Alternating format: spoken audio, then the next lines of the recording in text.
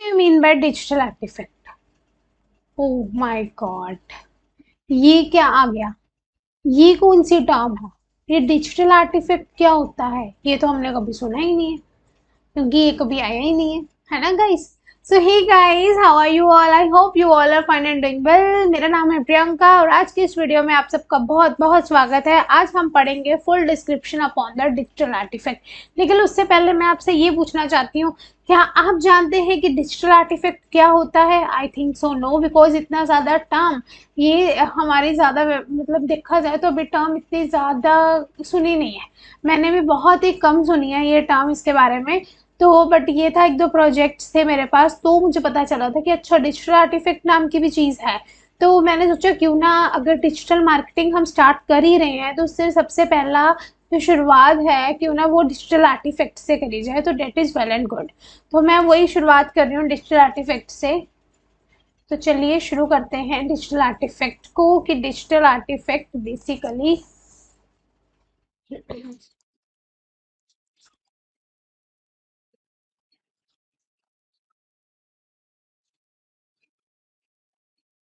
ये आई है।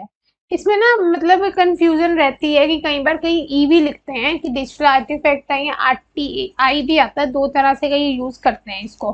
तो वैसे मेरे पास जो है मेन जिसके बारे में मेरे को एक्सप्लेन करना है वो आई वाला ही है, कि डिजिटल आर्टिफैक्ट क्या होता है। तो डिजिटल आर्टिफैक्ट हम बोल सकते हैं कि किसी भी डिजिटल ऑब्जेक्ट को जिसको क्रिएट करना हो या मॉडिफाई करा जाता है एक इंसान के द्वारा, यानी कि आप जिसको मॉडिफाई करना चाहते हो। if you want to modify any type of that digital object at that time digital artifact हमारे बहुत ज़्यादा काम आता है। यानी कि वो बहुत ही ज़्यादा वाइड रेंज में डिजिटल मटेरियल को डिस्क्राइब करता है। डिजिटल आर्टिफैक्ट हमेशा एक डिस्क्रिप्शन बनाता है वाइड रेंज में डिजिटल मटेरियल की, क्योंकि इसके अंदर बहुत सारे डिजिटल टूल्स जो हैं वो इंक्लूड हो जाते हैं डिजिटल आर्टिफैक्ट के अंदर। तो देखा जाए तो इसके अंदर ये कोई लिमिटेड नहीं है। इसके अंदर हम ये बोल सकते हैं कि डिजिटल आर्टिफैक्ट के अंदर इमेज भी आ जाती है, इमेज के साथ साथ वीडियोस भी आ जाती हैं डिजिटल आर्टिफैक्ट्स में, वीडियोस के साथ साथ ऑडियो फाइल भी आ जाती है। ठीक है, ऑडियो फाइल यानी कि अगर हम कुछ बोल रहे हैं तो वैसी फाइल बनना, मतलब हमारी आवाज़ के लिए, उसको हम ऑडियो फाइल्स बोलते हैं। डॉक्यूमेंट्स जो एम एस वर्ड वगैरह में हम बनाते हैं वैसे डॉक्यूमेंट्स आ जाते हैं इसी के अंदर।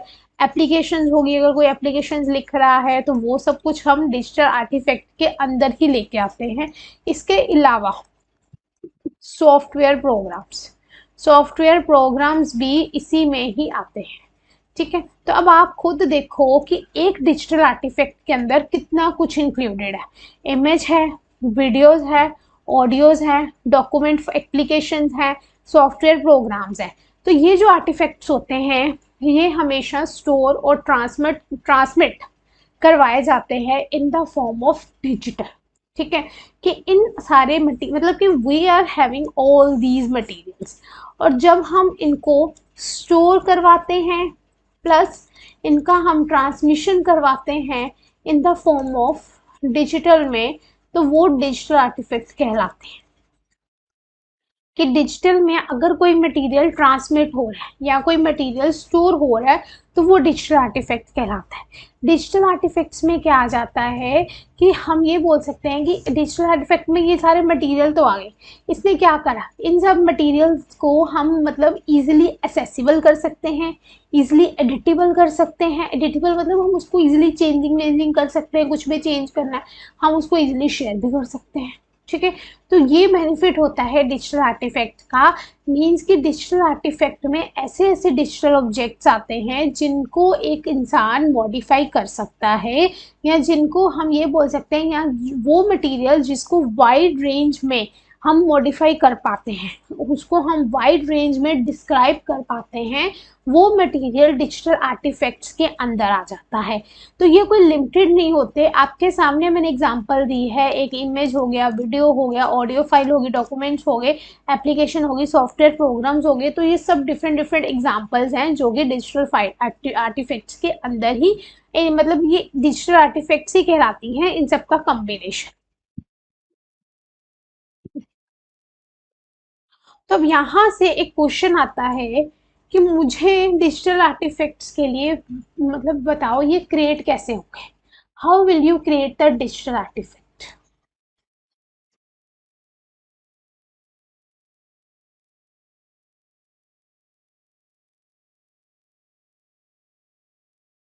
एक मुझे बहुत ही आदत पड़ी हुई है कि मेरे को यहाँ पे आई लिखना होता है, मैं ई लिख देती हूँ। तो डिजिटल आर्टिफैक्ट को आप क्रिएट कैसे कर सकते हो, सोचो। बहुत सारे इसके टूल्स हैं, बहुत सारे इसके प्लेटफॉर्म्स हैं। मतलब कि अगर मैं बात करूँ इसकी डिजिटल कैमरास की, ठीक है, तो डिजिटल कैमरास हो गए, ये डिजिटल टूल्स के अंडर आ जाते हैं। कैमरास के अलावा हमारे पास जो स्मार्टफोन है हमारा, हम करते हैं ना ब्लॉगिंग वगैरह बनाते हैं स्मार्टफोन से, तो ये भी बना सकते हैं। इसके अलावा हमारे पास आ जाता है कंप्यूटर, कंप्यूटर आ गया हमारा, तो ये भी डिजिटल आर्टिफैक्ट कहलाता है। इसके अलावा अगर हम बात करें उसकी क्या कहते हैं सॉफ्टवेयर प्रोग्राम्स की, तो ये स्पेशलाइज़ जितने भी सॉफ्टवेयर प्रोग्राम्स हैं वो भी किसके अंडर आ जाते हैं, टूल्स ही कहलाते हैं इसके डिजिटल आर्टिफैक्ट्स के। यानी कि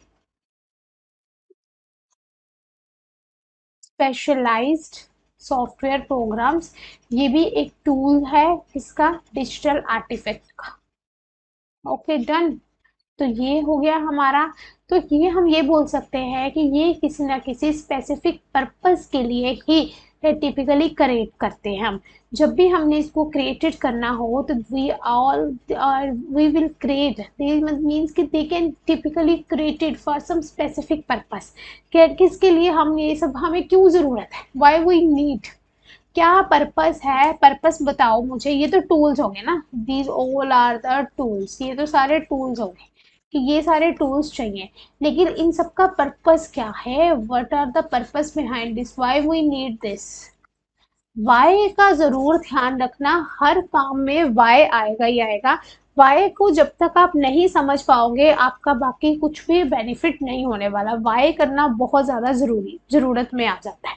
तो वाई के बारे में हमें पता होना चाहिए, हर चीज़ के पीछे रीज़न होता है। डिजिटल आर्टिफैक्ट भी अगर आप कर रहे हो, उसके स्पेसिफिक टूल्स है आपके पास, तो वो टूल्स में आ जाता है कि why we have such type of the tools, why we need.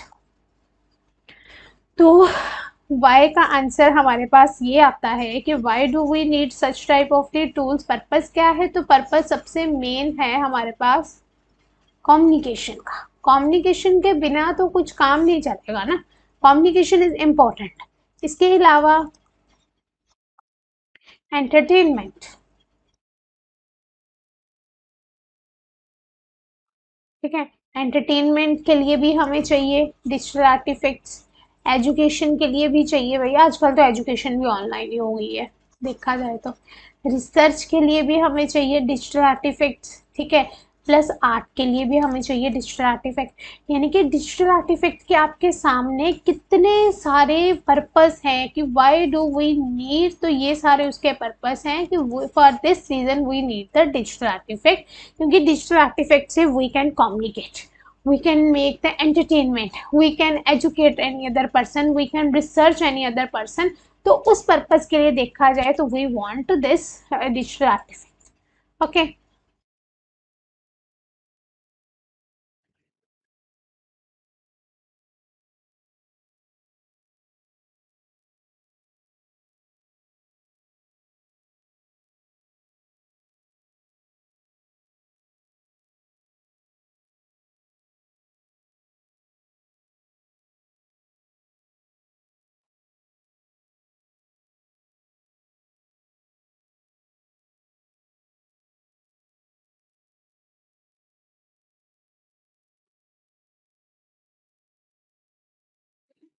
अब आप खुद बताओ, जिसके इतने सारे बेनिफिट्स हमें दिख रहे हो, तो क्या आपको लगता है कि मीन्स कि पॉसिबल है कि ये सब कुछ हम with the help of physical objects भी कर सकते हैं? I don't think so. Physical objects में अगर हम फिजिकल ऑब्जेक्ट होता है कि उसमें डिजिटली हमारे पास कुछ नहीं है, ऑनलाइन कुछ नहीं है, सब कुछ ऑफलाइन है। हम पहले ऑफलाइन पढ़ते थे, हमारे पास स्टडी हमने पढ़नी हो हमें कहीं पैसे देने पड़ते थे, वो हमें पढ़ाते थे, जितना उन्होंने करवा दिया बस वही हमारे गुरुजी हैं, वही सब कुछ है, तो हमारे लिए उतना ही चलता था। और आजकल के टाइम पे अगर स्टूडेंट बच्चा एक्सप्लोर हो रहा है, फ्यूचर उसका बन रहा है, तो वो कैसे बन रहा है? Because of digital artifact. उनके पास बहुत सारे सोर्स ऑफ हैं एजुकेशन के कि जिसकी वजह से वो पढ़ पा रहा है। आज आगे को भी उसको और बहुत कुछ, अब मैं अपनी एग्जांपल भी लूँ तो मैंने खुद बाहर से सी प्लस प्लस सीखा था, ठीक है। उसके बाद एम्बेडेड वगैरह का भी मैंने खुद प्रोग्राम नहीं करा, मैंने वो सीखा था किसी से, मतलब जो हमारे सर सिखाते थे हमारे सिर माथे पे हमें वही समझ आता था और वही हमारे लिए सब कुछ था। लेकिन अब का टाइम देखा जाए, अब पाइथन की मैं एग्जांपल लूँ, पाइथन में स्टूडेंट्स को पढ़ाती हूँ ऑनलाइन, तो स्टूडेंट्स मेरे पास जो पढ़ रहे हैं मैंने खुद कहाँ से सीखा है? मैंने भी तो ऑनलाइन ही सीखा है। मैंने खुद, मतलब मेरे को सी प्लस प्लस आ गई, मुझे मेरे गुरुजी ने सिखाया, सी प्लस सिखाई, किसी ने मेरे को एम्बेडेड सिखाया, तो मुझे काफ़ी कुछ उसके एजुकेशन मिल गई। उसके बाद मैंने बच्चों को पढ़ाना स्टार्ट कर दिया, एज अ ट्रेनिंग देनी शुरू कर दी। तो ट्रेनिंग देने के बाद मैंने पाइथन कैसे सीखी? पाइथन भी इसी तरह से आई, फिर धीरे धीरे डिजिटल मार्केटिंग में मैं आ गई। तो पाइथन करने के बाद वर्क फ्रॉम होम करने से पर्सन डिजिटल मार्केटिंग, मतलब उसकी हाफ से ज़्यादा डिजिटल मार्केटिंग तभी हो जाती है जब वो ऑनलाइन घर बैठे पढ़ाने लग जाता है। तो इसके लिए अगर मैं देखूँ तो अभी मैं आपके साथ जो कम्युनिकेशन कर रही हूँ किस कैसे कर पा रही हूँ? मेरे पास एक कैमरा वगैरह है, यानी कि डिजिटल कैमरा है, और भी मतलब जैसे कैमरा है, माइक है, फ़ोन है, कंप्यूटर है, जिसकी वजह से आज मैं आपके साथ कम्युनिकेट कर पा रही हूँ। तो ये पर्पस होता है डिजिटल आर्टिफैक्ट्स का कि इसकी हेल्प से हम एक दूसरे के साथ इजीली कम्युनिकेट कर पा रहे हैं। तो आपके लिए इजी है कि आपके पास एक एक चीज़ का आपके पास आंसर मिल रहा है, आपको जो चाहिए फटाफट ऑनलाइन सर्च करो और आंसर आपके हाथ में आ जाता है। तो ये क्यों हो पा रहा है? Because of digital artifact. Digital artifact से हम क्रिएट भी कर सकते हैं, मैनिपुलेट भी कर सकते हैं डिफरेंट डिफरेंट थिंग्स को that are not possible with physical object. अगर आप सोचो कि आप फिजिकल ऑब्जेक्ट से वो सब कुछ क्रिएट कर पाओगे तो नॉट पॉसिबल, ठीक है। तो डिजिटल इमेज जो होता है उससे हम इमेजेस वगैरह एडिट कर पाते हैं, उनको हम एनहांस कर पाते हैं with the help of software program से। जो डिजिटल वीडियोस हैं उनको हम कंप्रेस्ड कर पाते हैं, एडिट कर पाते हैं, उनको हम ऑनलाइन शेयर कर पाते हैं only because of digital artifact. तो इसका मतलब technology, everything is based upon the technology. Technology बहुत ही ज़्यादा इम्पोर्टेंट है आज के टाइम पे, टेक्नोलॉजी नहीं तो कुछ भी नहीं।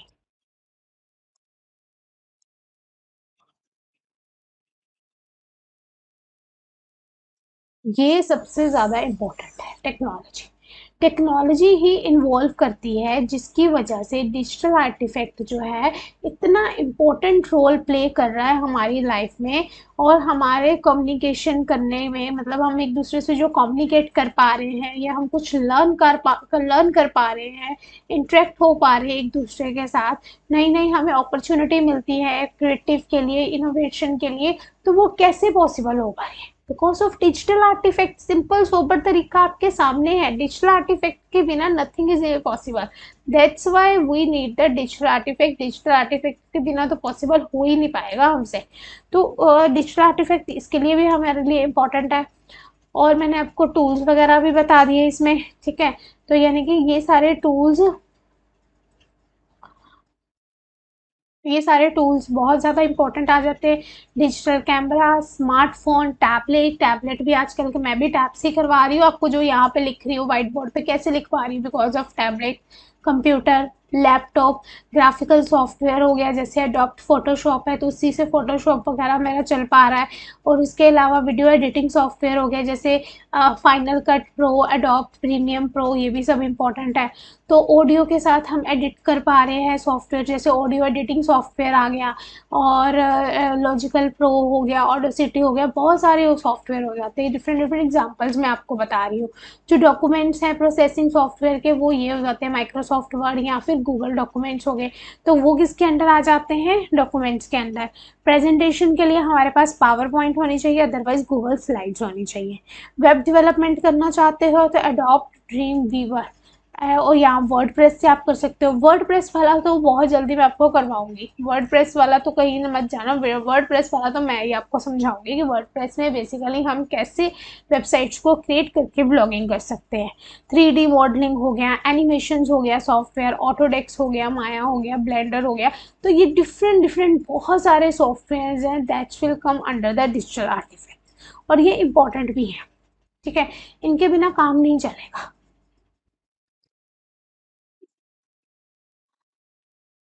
तो ये थे आज का वीडियो, जिसमें मैंने आपको डिस्क्राइब करा कि what are digital artifacts and what are the tools that come under the digital artefacts.